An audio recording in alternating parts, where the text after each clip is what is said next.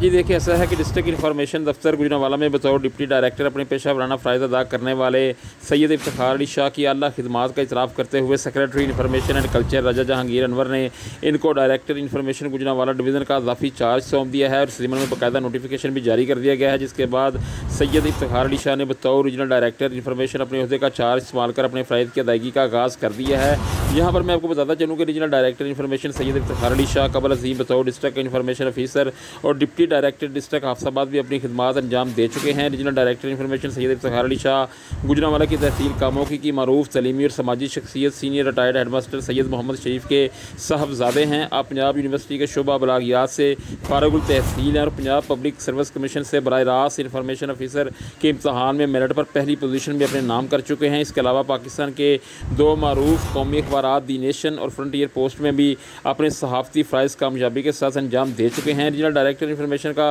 इजाफी charge मिलने पर शहर की मुमताज़ अवामी समाजी सियासी शख्सियात ने सैयद इफ्तिखार अली शाह को दिल की अता गहराइयों से मुबारकबाद दी है और इनकी मुस्तकबिल में मज़ीद कामयाबियों के लिए अपनी नेक तमन्नाओं का इजहार किया है। जी।